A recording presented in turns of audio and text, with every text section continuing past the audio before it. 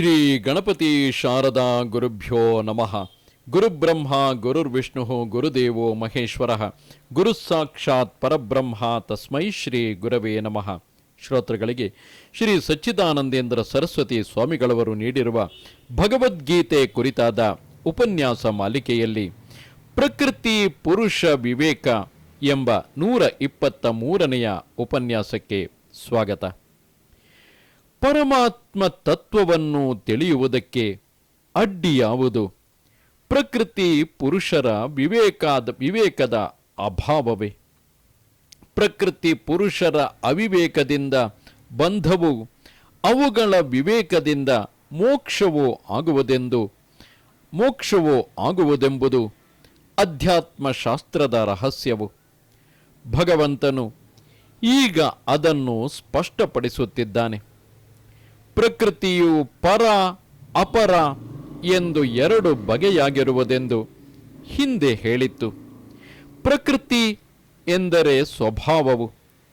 ಬೆಂಕಿಗೆ ಬಿಸಿಯು, ಬೆಳಕು ಹೀಗೆ ಪ್ರಕೃತಿಯೋ, ಹಾಗೆ ಪರ ಅಪರ ಎಂಬ 2 ಪ್ರಕೃತಿಗಳು ಪರಮಾತ್ಮನಿಗೆ ಇರುವವು. ಭೂತ ಭೌತಿಕ ರೂಪವಾದ ಜಗತ್ತಾಗುವ ಅಚೇತನ ಪ್ರಕೃತಿಯು ಅಪರ ಪ್ರಕೃತಿಯು. ಜೀವನಾಗಿ ಹೋಗುವ ಚೇತನ ಪ್ರಕೃತಿಯು ಪರ ಪ್ರಕೃತಿಯು. ಪರಮಾತ್ಮನೊಬ್ಬನು, ಅವನ ಪ್ರಕೃತಿಗಳು 2, ಹೀಗೆ 3 ತತ್ವಗಳೆಂದು ಭಾವಿಸಬಾರದು. ಚೇತನ ರೂಪವಾದ ಜಗತ್ತೆಂಬ ಕಾರ್ಯವನ್ನು ನೋಡಿ ಅದಕ್ಕೆ ಕಾರಣವಾಗಿ ಅನುಮಾನದಿಂದ ಗೊತ್ತು ಮಾಡುವ ಪರಮಾತ್ಮ ಸ್ವಭಾವವನ್ನೇ ಇಲ್ಲಿ ನಾವು ಪರ ಅಪರ ಎಂಬ 2 ಪ್ರಕೃತಿಗಳಾಗಿ ವಿಂಗಡಿಸಿಕೊಂಡಿರುವೆವು. ಪ್ರಕೃತ ಈ ಕೆಳಗಿನ ಶ್ಲೋಕದಲ್ಲಿ ಭಗವಂತನು ಈ ಪರಾಪರ ಪ್ರಕೃತಿಗಳನ್ನೇ ಪ್ರಕೃತಿ ಪುರುಷರೆಂಬ ಪರ್ಯಾಯ ಶಬ್ದಗಳಿಂದ ಕರೆದಿರುತ್ತಾನೆ. ಅಪರ ಪ್ರಕೃತಿಯನ್ನೇ ಇಲ್ಲಿ ಪ್ರಕೃತಿ ಎಂದಿದೆ, ಪರ ಪ್ರಕೃತಿಯನ್ನೇ ಪುರುಷ ಎಂದಿರುತ್ತದೆ. ಪ್ರಕೃತಿಂ ಪುರುಷಂಚೈವ ವಿದ್ಯನಾದಿ ಉಭಾವಪಿ ವಿಕಾರಾಂಶ್ಚ ಗುಣಾಶ್ಚೈವ ವಿದ್ಧಿ ಪ್ರಕೃತಿ ಸಂಭವಾಂ. ಪ್ರಕೃತಿಯನ್ನು ಪುರುಷನನ್ನು 2 ಅನಾದಿ ಎಂದು ತಿಳಿ. ವಿಕಾರಗಳು ಗುಣಗಳು ಪ್ರಕೃತಿಯಿಂದ ಉಂಟಾಗುವವೆಂದು ತಿಳಿ ಎಂಬುದು ಶ್ಲೋಕದ ಅರ್ಥ. ಪ್ರಕೃತಿ ಪುರುಷ ಎಂಬಿ ಮಾತುಗಳು ಸಾಂಖ್ಯರ ಪಾರಿಭಾಷಿಕ ಶಬ್ದಗಳು. ಅವರು ಪರಮಾತ್ಮನೆಂಬ ತತ್ವವನ್ನು ಒಪ್ಪಿಲ್ಲ. ವೇದಾಂತಿಗಳು ಹೇಳುವ ಚೇತನ ಪ್ರಕೃತಿಯನ್ನು ಅವರು ಪುರುಷನೆನ್ನುವರು. ಅಚೇತನ ಪ್ರಕೃತಿಯನ್ನು ಪ್ರಕೃತಿ ಎಂದೇ ಕರೆಯುತ್ತಾರೆ. ಸಾಂಖ್ಯರ ಪ್ರಕ್ರಿಯೆಯನ್ನು ತಿಳಿಯುವುದಕ್ಕೆ ಸಂಘಾತ ಪರಾರ್ಥ ಎಂಬ ಮಾತುಗಳ ಅರ್ಥವನ್ನು ತಿಳಿದುಕೊಳ್ಳಬೇಕಾಗುವುದು. ಸಂಘಾತ ಎಂದರೆ ಮನೆಯಂತೆ, ಗಡಿಯಾರದಂತೆ, ಗಿರಣಿಗಳ ಯಂತ್ರಗಳಂತೆ ಒಂದಕ್ಕೊಂದಕ್ಕೆ ಕೂಡಿರುವ ವಸ್ತುಗಳ ಒಟ್ಟು. ಪರಾರ್ಥ ಎಂದರೆ ಮತ್ತೊಬ್ಬರ ಪ್ರಯೋಜನವು. ಹೀಗೆ ಸಂಹತವಾಗಿರುವ ಎಂದರೆ ಒಂದಕ್ಕೊಂದು ಹೊಂದಿಕೆಯಾಗಿ ಕೂಡಿಕೊಂಡಿರುವ ಒಟ್ಟು ಯಾವಾಗಲೂ ಪರಾರ್ಥವಾಗಿರುತ್ತದೆ. ಮನೆಯು ಸಂಹತವಾಗಿರುವುದರಿಂದ ಅದು ಪರಾರ್ಥ. ಯಜಮಾನನು ಚೇತನನಾಗಿರುವ ಸ್ವಾರ್ಥನು. ಮನೆಯು ತನ್ನ ಒಡೆಯನ ಪ್ರಯೋಜನಕ್ಕಾಗಿ ಇರುತ್ತದೆ, ತನಗಾಗಿ ತಾನು ಇದ್ದುಕೊಂಡಿರುವುದಿಲ್ಲ. ಇದರಂತೆ ಪ್ರಕೃತಿಯಿಂದ ಆಗಿರುವ ಶರೀರಾದಿಗಳು ಸಂಹತವಾಗಿರುತ್ತವೆ. ಅವು ಪರಾರ್ಥವಾಗಿರುವುದರಿಂದ ಒಂದೊಂದು ಶರೀರಾದಿ ಸಂಘಾತಕ್ಕೆ ಒಬ್ಬೊಬ್ಬನಂತೆ ಅನೇಕ ಪುರುಷರು ಇರುತ್ತಾರೆ ಎಂಬುದು ಸಾಂಖ್ಯರ ಮತವು. ಪ್ರಕೃತಿಯಿಂದ ವಿಕಾರಗಳು ಗುಣಗಳ ಕಾರ್ಯಗಳು ಆಗಿರುತ್ತವೆ ಎಂಬುದು ಸಾಂಖ್ಯರ ಪ್ರಕ್ರಿಯೆಗೆ ಸೇರಿದ್ದು. ಭಗವಂತನು ಈ ಪ್ರಕ್ರಿಯೆಯನ್ನು ಉಪಯೋಗಿಸಿಕೊಂಡು ತನಗೆ ಅಭಿಮತವಾದ ಪರಮಾರ್ಥ ತತ್ವವನ್ನು ಇಲ್ಲಿ ತಿಳಿಸಿಕೊಟ್ಟಿರುತ್ತಾನೆ. ಸಾಂಖ್ಯರು, ಯೋಗಿಗಳು ಮುಂತಾದವರೆಲ್ಲರೂ ವೇದಾರ್ಥವನ್ನೇ ನಿರೂಪಿಸುವುದಕ್ಕೆ ಹೊರಟಿರುತ್ತಾರೆ. ಅವರೊಳಗೆ ಒಬ್ಬೊಬ್ಬರು ಒಂದೊಂದು ದೃಷ್ಟಿಕೋನದಿಂದ ತತ್ವ ವಿಚಾರವನ್ನು ಮಾಡಿರುತ್ತಾರೆ. ವೇದಾಂತಿಗಳು ಇವರೆಲ್ಲರ ಪ್ರಕ್ರಿಯೆಯನ್ನು ಬಳಸಿಕೊಂಡು ತಮಗೆ ಬೇಕಾದ ತತ್ವವನ್ನು ನಿರೂಪಣೆ ಮಾಡುತ್ತಾರೆ. ವೇದಾಂತವೆಂಬುದು ಒಂದು ದೊಡ್ಡ ಕಚೇರಿಯಿದ್ದಂತೆ. ಮಿಕ್ಕ ದರ್ಶನಗಳು ಅದರಲ್ಲಿ ಒಂದೊಂದು ಇಲಾಖೆ ಇದ್ದಂತೆ. ಆದ್ದರಿಂದ ಇದೊಂದು ಮಹಾದರ್ಶನವು. ಇದರಂತೆ ಶ್ರೀ ಶಂಕರಾಚಾರ್ಯರು ಸಾಂಖ್ಯಾದಿಗಳ ದರ್ಶನಗಳನ್ನೆಲ್ಲ ನೋಡಿ ಅವರ ಮತವನ್ನು ಸಾರಗ್ರಹಣ ದೃಷ್ಟಿಯಿಂದ ಅಂಗೀಕರಿಸಿರುತ್ತಾರೆ. ಪರಮತಮ ಪ್ರತಿಷಿದ್ಧಮನುಮತಂ ಭವತಿ. ಪರವಾದಿಗಳ ಮತವನ್ನು ನಾವು ಖಂಡಿಸದೇ ಇದ್ದರೆ ಒಪ್ಪಿದಂತೆ ಎಂದು ತಿಳಿಯಬೇಕು ಎಂಬ ತಂತ್ರಯುಕ್ತಿಯನ್ನು ಅವರು ಅಂಗೀಕರಿಸಿರುತ್ತಾರೆ. ಬೌದ್ಧಾದಿ ದರ್ಶನಗಳನ್ನು ಆಚಾರ್ಯರು ಉಪನಯನವಾಗುವ ಮುಂಚೆ ಓದಿದರು ಎಂದು ಕೆಲವರು ಹೇಳುವುದುಂಟು. ಆ ಸಂಕುಚಿತ ದೃಷ್ಟಿಗೆ ಕಾರಣವಿಲ್ಲ. ಏಕೆಂದರೆ ಯುಕ್ತಿಯುಕ್ತಂ ವಚೋಗ್ರಾಹ್ಯಂ ಬಾಲಾದಪಿ ಶುಕಾದಪಿ ಅನ್ಯತ್ರಣುಮಿವ ತ್ಯಾಜ್ಯ ಅಪ್ಯುಕ್ತಂ ಪದ್ಮಜನ್ಮನ. ಹುಡುಗನು ಹೇಳಲಿ, ಗಿಣಿಯೇ ಹೇಳಲಿ, ಯುಕ್ತಿಯುಕ್ತವಾದರೆ ಗ್ರಹಿಸತಕ್ಕದ್ದೇ. ಹಾಗಿಲ್ಲದಿದ್ದರೆ ಬ್ರಹ್ಮನು ಹೇಳಿದರೂ ಬಿಡತಕ್ಕದ್ದೇ ಎಂಬುದು ನಮ್ಮ ಅಭಿಯುಕ್ತರ ನೀತಿ. ಈ ವಿಚಾರವು ಪ್ರಾಸಂಗಿಕವಾಗಿದೆ. ಹಿಂದೆ ಎಲ್ಲರೂ ಧರ್ಮವನ್ನೇ ಪ್ರಧಾನವಾಗಿ ಮಾಡಿಕೊಂಡಿದ್ದರು. ಗ್ರಂಥಕರ್ತರು ತಮ್ಮ ಶಾಸ್ತ್ರವು ಪರಂಪರೆಯಿಂದಲಾದರೂ ಮೋಕ್ಷಕ್ಕೆ ಕಾರಣ ಎಂದು ತೋರಿಸದಿದ್ದರೆ ಅವರ ಬರವಣಿಗೆಯು ವಿವೇಕಿಗಳಿಗೆ ಗ್ರಾಹ್ಯವೆನಿಸುತ್ತಿರಲಿಲ್ಲ. ಈಗ ಆ ಕಾಲವು ಹೋಗಿ ರಾಜಕೀಯಕ್ಕೆ ಜನರ ಮನಸ್ಸು ಒಲಿದಿರುತ್ತದೆ. ಆದ್ದರಿಂದ ಯಾವ ತಿಳುವಳಿಕೆಯಾದರೂ ರಾಜಕೀಯಕ್ಕೆ ಉಪಯೋಗವಾಗುವುದೆಂದು ತೋರಿಸಿಕೊಡಬೇಕಾಗಿ ಬಂದಿದೆ. ಒಬ್ಬ ಪ್ರಸಿದ್ಧ ಲೇಖಕರು ಈಗ ಕಾಣುವ ವಿವಿಧ ಮತಗಳಲ್ಲಿರುವ ಭೇದ ಭಾವನೆಗಳನ್ನು ತೊಡೆದುಹಾಕಿ ಐಕ್ಯದ ವಿಷಯಗಳನ್ನೇ ಒತ್ತಿ ಹಿಡಿದು ಒಂದು ಸಮರಸವಾದ ಮತವನ್ನು ಏರ್ಪಡಿಸಿದರೆ ಈಗಿನ ಕಾಲಕ್ಕೆ ಉತ್ತಮವಾಗುವುದು ಎಂದು ಹೇಳಿಕೊಂಡಿರುತ್ತಾರೆ. ಆದರೆ ಹೀಗೆ ಪಂಚಾಯಿತಿಯಿಂದ ಮತಗಳನ್ನು ಸಮರಸ ಮಾಡಿದರೆ ಮುಂದೆ ಮತ್ತೆ ಅವು ಭಿನ್ನ ಭಾವವಾಗಿ ಒಡೆದುಕೊಳ್ಳುವುದಿಲ್ಲವೆಂದು ಹೇಳಲಾಗುವುದಿಲ್ಲ. ಆದ್ದರಿಂದ ಈ ರಾಜಕೀಯ ಕಾರಣದಿಂದ ಏನಾದರೂ ಮಾಡಿ ಮತಗಳಿಗೆ ಸಾಮರಸ್ಯವನ್ನು ತೋರಿಸಿದರೆ ಸಾಲದು. ನಿಜವಾಗಿಯೂ ಎಲ್ಲರಿಗೂ ಒಪ್ಪಾಗುವ, ಎಲ್ಲರ ಅನುಭವಕ್ಕೂ ಬರುವ ತತ್ವ ಒಂದಿದೆ ಎಂಬುದನ್ನು ನಾವು ಮನಗಂಡು ಮಿಕ್ಕವರಿಗೂ ತಿಳಿಯಪಡಿಸಿದರೆ ಅದನ್ನು ಯಾರು ಹೇಳಿದರೂ ಗ್ರಾಹ್ಯವಾಗುವುದು. ಇದೇ ವೇದಾಂತದ ನೀತಿ.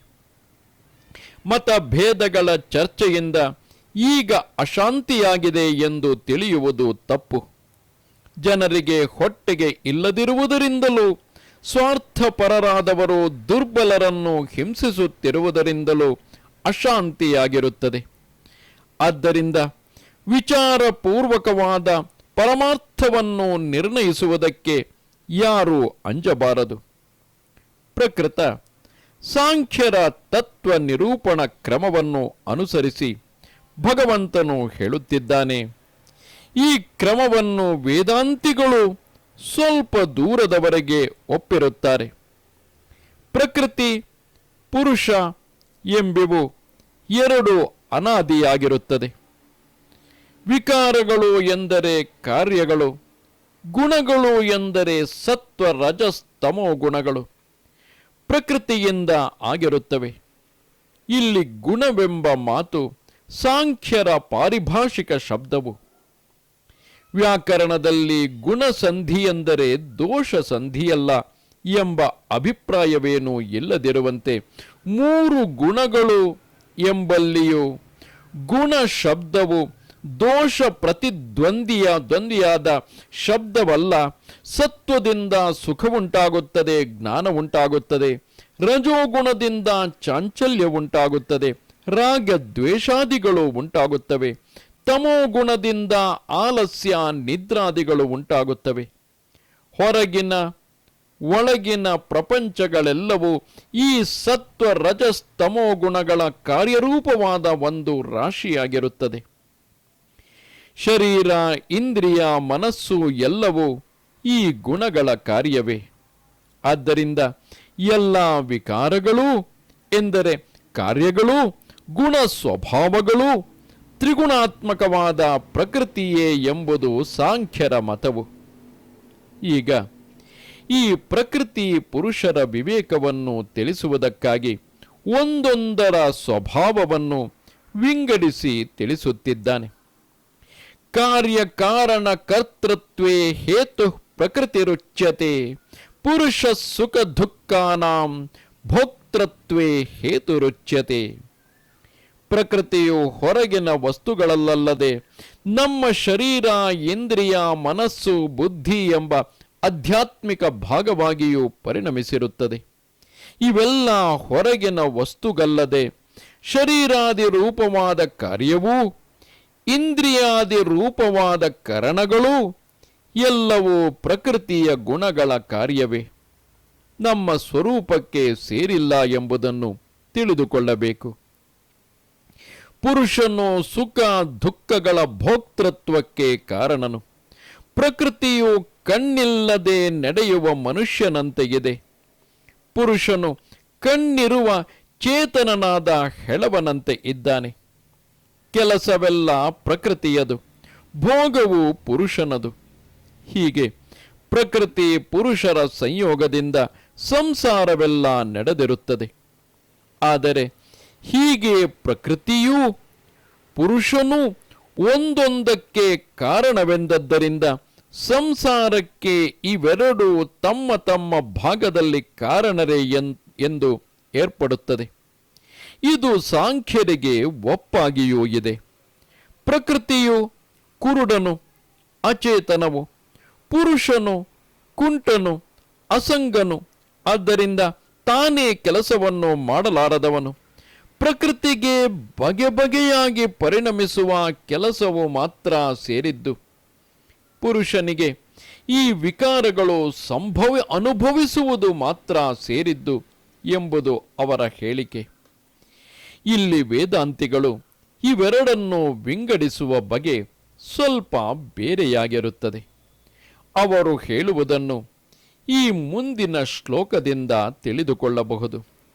ಪುರುಷ ಪ್ರಕೃತಿಸ್ಥೋ ಹಿ ಭುಂಕ್ತೈ ಪ್ರಕೃತಿಜಾನ್ ಗುಣಾನ್ ಕಾರಣಂ ಗುಣಸಂಘೋಸ್ಯ ಸದಸದ್ಯೋನಿ ಜನ್ಮಸು. ಪುರುಷನು ಪ್ರಕೃತಿಯ ಪರಿಣಾಮಗಳಾದ ಗುಣಕಾರ್ಯಗಳನ್ನು ಅನುಭವಿಸುತ್ತಾನೆ ಎಂಬುದು ನಿಜ. ಆದರೆ ಅವನು ಅನುಭವಿಸುವುದು ಹೇಗೆ? ಪುರುಷನು ಪ್ರಕೃತಿಸ್ಥನಾಗಿರುತ್ತಾನೆ. ಪ್ರಕೃತಿಯಲ್ಲಿ ಅಭಿಮಾನದಿಂದ ನಿಂತಿರುತ್ತಾನೆ. ಪ್ರಕೃತಿಯು ಏನೇನು ಮಾಡಿದರೆ ತಾನೇ ಅದನ್ನು ಮಾಡಿದಂತೆ ತಿಳಿದುಕೊಂಡು ಸುಖ ದುಃಖಗಳನ್ನು ಅನುಭವಿಸುತ್ತಿದ್ದಾನೆ.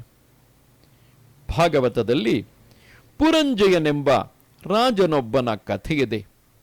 ಅವನು ಒಬ್ಬ ಸುಂದರಿಯಾದ ತರುಣಿಯನ್ನು ಕಂಡು ಮೋಹಿಸಿ ಅವಳನ್ನು ತನ್ನ ರಾಣಿಯಾಗಿ ಮಾಡಿಕೊಂಡನು. ಆಕೆಯಲ್ಲಿ ಅವನಿಗೆ ಎಷ್ಟು ಪ್ರೇಮವಿತ್ತೆಂದರೆ ಅವಳು ಎದ್ದರೆ ತಾನು ಏಳುವುದು, ಅವಳು ಕೂತರೆ ತಾನು ಕೂರುವುದು, ಅವಳು ಅತ್ತರೆ ತಾನು ಅಳುವುದು, ಅವಳು ನಕ್ಕರೆ ತಾನು ನಗುವುದು. ಹೀಗೆ ಅವಳೇ ತಾನಾಗಿ ಬಿಟ್ಟನು. ಈ ಕಥೆಯಲ್ಲಿ ಪುರುಷನು ಈ ಶರೀರದಲ್ಲಿ ಇದ್ದುಕೊಂಡು ಕಾರ್ಯಕಾರಣ ಸಂಘಾತ ರೂಪವಾಗಿ ಪರಿಣಮಿಸಿರುವ ಪ್ರಕೃತಿಯ ಗುಣಗಳನ್ನೇ ತಾನು ತನ್ನವು ಎಂದು ತಪ್ಪು ಅಭಿಮಾನದಿಂದ ಹೇಗೆ ಸುಖ ದುಃಖ ಭೋಕ್ತೃವಾಗಿ ಪರಿಣಮಿಸಿರುವನು ಎಂಬುದನ್ನು ವರ್ಣಿಸಿರುತ್ತದೆ. ಪ್ರಕೃತಿಯಲ್ಲಿಯೇ ಹೀಗೆ ನಿಂತು ಬಿಟ್ಟಿರುವುದರಿಂದ ಪುರುಷನು ತಾನು ತಾನೇ ಆಗಿದ್ದರೂ ಆತ್ಮಸ್ಥನಾಗಿರುವುದಿಲ್ಲ. ಬೇರೆ ಬೇರೆಯ ಜೀವರುಗಳಾಗಿರುತ್ತಾನೆ. ಒಬ್ಬೊಬ್ಬ ಜೀವನು ಒಂದೊಂದರಲ್ಲಿ ಕುಳಿತಿರುತ್ತಾನೆ ಎಂಬುದು ನಮಗೆಲ್ಲ ತಿಳಿದಿರುವ ವಿಷಯವು. ಒಬ್ಬನು ದುಡ್ಡಿನ ಮೇಲೆ ಕೂತಿರುತ್ತಾನೆ. ಒಬ್ಬ ಸಾಹುಕಾರನು 12,000 ರೂಪಾಯಿಗಳ ರಾಶಿಯ ಮೇಲೆ ಭಗವದ್ಗೀತೆಯನ್ನಿಟ್ಟು ಪೂಜೆ ಮಾಡುತ್ತಿದ್ದನಂತೆ. ಗೀತೆಯ ಬೆಲೆ ಅವನಿಗೆ 12,000 ರೂಪಾಯಿ. ಇನ್ನೊಬ್ಬನು ಬಲದ ಮೇಲೆ, ಮತ್ತೊಬ್ಬನು ರೂಪದ ಮೇಲೆ, ಮಗದೊಬ್ಬನು ಅಧಿಕಾರದ ಮೇಲೆ, ಹೀಗೆ ಒಂದೊಂದು ಪ್ರಕೃತಿ ಪರಿಣಾಮದ ಮೇಲೆ ಕುಳಿತಿರುತ್ತಾರೆ. ಅವರಿಗೂ ಗುಣಗಳಿಗೂ ಸಂಗವಾಗಿ ಬಿಟ್ಟಿರುತ್ತದೆ. ಕಾಮದಿಂದ ಆಗುವ ಅಂಟಿಗೆ ಸಂಗವೆಂದು ಹೆಸರು. ಈ ಗುಣ ಸಂಗವೇ ಅವರವರು ಬೇರೆ ಬೇರೆಯ ಜನ್ಮಗಳಲ್ಲಿ ಜನಿಸುವುದಕ್ಕೆ ಕಾರಣವಾಗಿ ಬಿಟ್ಟಿರುತ್ತದೆ. ಆಯಾ ವಾಸನೆಯಿಂದಲೇ ಅವರು ಒಂದೊಂದು ಪ್ರಕೃತಿ ವಿಕಾರದ ಭೋಗದಲ್ಲಿ ನಿರತರಾಗಿರುತ್ತಾರೆ. ಈ ಭೋಗವೇ ಪುರುಷಾರ್ಥವು ಎಂದು ಭಾವಿಸಿಕೊಂಡು ಬಿಟ್ಟಿರುತ್ತಾರೆ. ಒಬ್ಬನಿಗೆ ಸಜ್ಜನ್ಮ, ಒಬ್ಬನಿಗೆ ಅಸಜ್ಜನ್ಮ, ಒಬ್ಬನಿಗೆ ಸದಸಜ್ಜನ್ಮ, ಹೀಗೆ ದೇವತೆಗಳ, ಸ್ಥಾವರಾಂತ ಪ್ರಾಣಿಗಳ ಮತ್ತು ಮನುಷ್ಯರ ಜನ್ಮದಲ್ಲಿ ಬೇರೆ ಬೇರೆಯ ಜೀವರುಗಳು ಹುಟ್ಟುವುದಕ್ಕೆ ಕಾರಣವು ಯಾವುದು? ಈ ಗುಣ ಸಂಗವೇ. ಮನುಷ್ಯನು ಹುಟ್ಟಿದ್ದಕ್ಕೆ ಸಾರ್ಥಕ್ಯವೇನು? ಪ್ರಕೃತಿಯಲ್ಲಿ ನಿಂತು ಅದರ ಅಧ್ಯಾಸವನ್ನು ಮಾಡಿಕೊಂಡು ಅದರ ಬೆನ್ನಟ್ಟಿ ಹೋಗುವುದಲ್ಲ. ಇದು ಅವಿವೇಕಿಗಳಾದವರ ಸ್ವಭಾವವು. ಪ್ರಕೃತಿಯ ಬೆನ್ನು ಹಿಡಿದು ಆಯಾ ಕಾಮಗಳಿಗೆ ಅನುಗುಣವಾಗಿ ಸದಸಜ್ಜನ್ಮಗಳನ್ನು ಪಡೆಯುವುದಕ್ಕೆ ಯಾವ ಉಪದೇಶವೂ ಬೇಕಿರುವುದಿಲ್ಲ. ಆದರೆ ಯಾವನು ಪ್ರಕೃತಿಯ ಸ್ವಭಾವವನ್ನು ಸಂಪೂರ್ಣವಾಗಿ ಪರಿಶೀಲಿಸಿ ತನಗೂ ಪ್ರಕೃತಿಗೂ ಇರುವ ತಾರತಮ್ಯವನ್ನು ವಿಂಗಡಿಸಿ ತಿಳಿದುಕೊಳ್ಳುವನೋ ಅವನೇ ಪುರುಷ ಧೌರೇಯನು. ಶಾಸ್ತ್ರಾಚಾರ್ಯರ ಉಪದೇಶಗಳನ್ನು ಪಡೆದು ಧೈರ್ಯದಿಂದ ಪ್ರಕೃತಿ ಪುರುಷ ವಿವೇಕವನ್ನು ಮಾಡಿಕೊಂಡು ತನ್ನ ನಿಜವಾದ ಸ್ವರೂಪದಲ್ಲಿ ನಿಲ್ಲುವಾತನೇ ಧನ್ಯನು. ಅವನ ಜನ್ಮವೇ ಸಾರ್ಥಕವು. ನಮಸ್ತೆ ಶಾರದೆ ದೇವಿ ಕಾಶ್ಮೀರ ಪುರವಾಸಿನಿ ತ್ವಾಮಹಂ ಪ್ರಾರ್ಥಯೇ ನಿತ್ಯಂ ವಿದ್ಯಾದಾನಂಚ ದೇಹಿಮೆ. ನಮಸ್ಕಾರ.